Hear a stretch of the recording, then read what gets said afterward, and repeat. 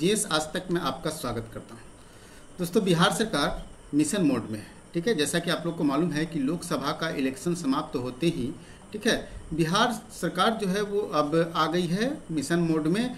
और आपको मालूम है कि बिहार सरकार ने एक प्रेस नोटिस जारी करके यह बताया है कि वर्ष 2023-24 में ठीक है 12 लाख पदों पर वैकेंसी आएगी। ठीक है, 12 लाख पदों पर। सरकार ने वादा किया था 10 लाख का, लेकिन अब सरकार ये प्रेस नोटिस जारी करके बता रही है कि अब कितनी वैकेंसियाँ आएगी, 12 लाख पदों पर वैकेंसी आएंगी। तो हम लोग इस प्रेस नोटिस को पूरे विस्तार से जानेंगे। काफ़ी महत्वपूर्ण वीडियो होने वाला है। वीडियो को अंत तक देखिए। अगर हमारे चैनल पर नए हैं तो इसे सब्सक्राइब कर ले और बेल आइकन का बटन जरूर दबाएं ताकि आने वाले वीडियो का नोटिफिकेशन आपको सबसे पहले मिल सके। दोस्तों, आगे बढ़ने से पहले मैं आपको बता दूं कि अभी तक आपने हमारे जीएस आज तक ठीक है जीएस आज तक एकेडमी वाले यूट्यूब चैनल को सब्सक्राइब नहीं किया है तो इसे सब्सक्राइब कर लीजिए। इसका लिंक आपको डिस्क्रिप्शन में दिया हुआ है। इस पर तैयारी से संबंधित वीडियो आते हैं। जैसे आपको मालूम होगा कि इस पर एनसीईआरटी का सीरीज चल रहा है। ठीक है, एनसीईआरटी का सीरीज चल रहा है, मॉक टेस्ट सीरीज चल रहा है, बिहार जीके स्पेशल सीरीज चल रहा है। तो आज ही इसे सब्सक्राइब कीजिए। चलिए जानते हैं हम लोग। दोस्तों, जैसा कि आप लोग देख पा रहे होंगे कि ये मुख्यमंत्री कार्यालय के द्वारा एक प्रेस विज्ञप्ति जारी किया गया है। ठीक है, और ये विज्ञप्ति 17/6/2024 का है, जिसमें स्पष्ट रूप से कहा गया है कि मुख्यमंत्री ने 7 निश्चय 2 के अंतर्गत सरकारी नौकरी और रोजगार देने का निर्धारित लक्ष्य को मिशन मोड में पूरा करने का निर्देश दिया है। ठीक है, मतलब बिहार सरकार आ गई है अब मिशन मोड में। ठीक है, तो सुशासन के कार्यक्रम के अंतर्गत 2020 से 25 के अंतर्गत दिनांक 15/12/2020 से लागू 7 निश्चय 2 के अंतर्गत मुख्यमंत्री 10 लाख सरकारी नौकरी और 10 लाख रोजगार देने का लक्ष्य निर्धारित किया गया था। ठीक है, तो ये सुशासन के कार्यक्रम के अंतर्गत जो है वो कितनी नौकरियां मिलनी थी, 10 लाख। ठीक है, 10 लाख सरकारी नौकरी और 10 लाख रोजगार। ठीक है, रोजगार 10 लाख मिलनी थी।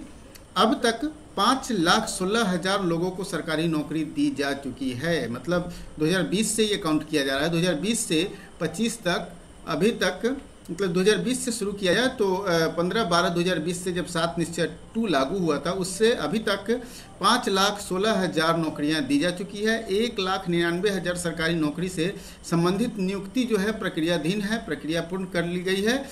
और इसका 3 महीने के अंतर्गत नियुक्ति पत्र का वितरण करने का लक्ष्य रखा गया है। मतलब अगर कुल जोड़ लिया जाए तो लगभग ये 7 लाख के आसपास में पद हो जाते हैं। और हाल ही में आपने एक नोटिस देखा था सामान्य प्रशासन विभाग का, जिसमें स्पष्ट रूप से कहा गया था कि बिहार सरकार के अंतर्गत 4,72,976 पद जो है वो वैकेट है। ठीक है, ये इतने पद वैकेट है, इतने पदों पर नोटिफिकेशन आनी है। तो इससे संबंधित भी वीडियो मैंने अपलोड किया था। अगर आपने उस वीडियो को नहीं देखा है तो देखिएगा, उसमें महत्वपूर्ण जानकारियाँ दी गई है। दूसरा पॉइंट है कि 2,11,000 नई नियुक्ति हेतु अधियाचना विभिन्न आयोग को भेजी जा चुकी है। मतलब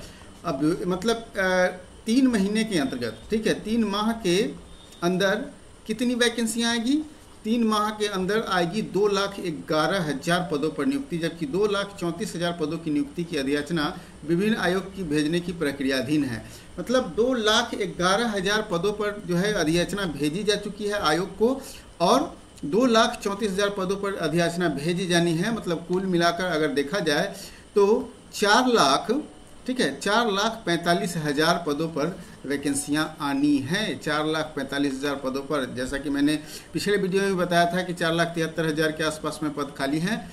और इसमें से कितने वैकेंसियां आनी हैं, 4,45,000। ठीक है, कुल 5,17,000 सरकारी नौकरी की नियुक्ति हेतु अधियाचना विभिन्न आयोगों को भेजी जा चुकी है या प्रक्रियाधीन है। मतलब कुल अगर इसको मिला लिया जाए और इसके अतिरिक्त सभी मतलब जैसा कि मानना है बिहार सरकार का, इसके अंतर्गत 5,17,000 नौकरियां जो है या तो प्रक्रियाधीन है, मतलब प्रक्रियाधीन मिलाकर जो अभी जिस पर वैकेंसियाँ चल रही है और जिसकी अधियाचना भेजी जा चुकी है, उन सभी मिलाकर लगभग 5,17,000 पद हैं। सबसे महत्वपूर्ण यही पॉइंट है जिसके बारे में मैं डिस्कस कर रहा था और वीडियो के थंबनेल में भी आपने देखा होगा। 7 निश्चय 2 के अंतर्गत मुख्यमंत्री द्वारा निर्धारित 10 लाख नौकरी देने के लक्ष्य के विरुद्ध आगामी वर्ष तक 12 लाख से अधिक लोगों को नौकरी दी जाएगी। मतलब स्पष्ट है कि सरकार ने तो अपना लक्ष्य जो है वो 10 लाख निर्धारित किया था, लेकिन आगामी वर्ष तक मतलब चुनाव से पहले चुनाव नवंबर महीने में होना है, 25 के नवंबर महीने में। तो आगामी वर्ष तक ये लक्ष्य अब बढ़ाकर 12 लाख कर दिया गया है। 12 लाख नौकरियां दी जा सकेगी। किसके अंतर्गत? 7 निश्चय 2 के अंतर्गत। और 7 निश्चय 2 कब लागू हुआ था? दिसंबर 2020 में। तो स्पष्ट रूप से है कि 20 से 25 तक में 12 लाख नौकरियां मिलनी है, जिसमें से ऑलरेडी 5 लाख से अधिक नौकरियां मिली जा चुकी है, दे दी जा चुकी है। तो कुल मिलाकर अभी लगभग 6.5 लाख नौकरियां वैकेंट है और ये वैकेंसियां आनी हैं। 6.5 लाख वैकेंसियां आनी है, मतलब बिहार में फिर से बहार है, नौकरियों की बहार है।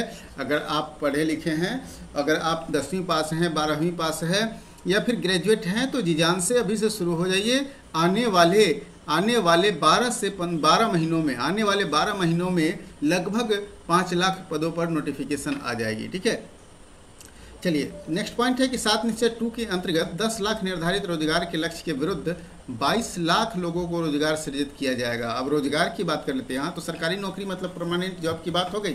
परमानेंट जॉब कितने आ रहे हैं? 12 लाख। ठीक है, लेकिन अब जो है रोजगार के भी अवसर बढ़ेंगे। रोजगार जैसे लोगों को यहाँ मनरेगा के अंतर्गत रोजगार मिलता है, जैसा कि आप लोग को मालूम होगा। मनरेगा के अंतर्गत और बिहार सरकार के अन्य योजना है, जैसे नल जल योजना है और सारी योजनाएं हैं, उसके अंतर्गत भी रोजगार दिए जाते हैं। तो उन सभी रोजगार का जो दायरा है वो 10 लाख से बढ़ाकर कितने कर दिए गए हैं? 22 लाख। मतलब सभी की बल्ले बल्ले होने वाले हैं बिहार में। ठीक है, नियुक्ति हेतु आयोजित परीक्षाओं में पूर्ण पारदर्शिता बनी रहे, परीक्षा में किसी प्रकार की अनियमितता और प्रश्न पत्र लीक न हो, इसको लेकर एक सख्त कानून बनाने का प्रस्ताव आगामी विधानसभा के सत्र में मुख्यमंत्री के निर्देश में रखा जाएगा। मतलब एक कानून भी बनने जा रही है। अगर पेपर लीक होता है तो उस पर सख्त से सख्त कार्रवाई होगी। इससे संबंधित एक कानून भी बनने जा रही है। मतलब परीक्षार्थियों की जो प्रतियोगिता परीक्षा दे रहे हैं उसकी अब बिहार में बल्ले बल्ले होने वाली है। अब वो अच्छे से नौकरी भी मिल पाएंगे और पूरी पारदर्शिता के साथ भी उनको नौकरी मिल पाएगी। दोस्तों, हमें पूरी उम्मीद है कि ये सारे तथ्य आपको समझ में आ गया होगा, अच्छी तरह से समझ में आ गया होगा। अगर फिर भी कहीं कोई डाउट है तो हमें कमेंट करके ज़रूर पूछिएगा और इससे संबंधित जो भी प्रश्न और डाउट होगा मैं क्लियर करने का प्रयास करूँगा। तो दोस्तों, आज के लिए इतना ही। फिर मिलते हैं अगले वीडियो में एक नए टॉपिक के साथ।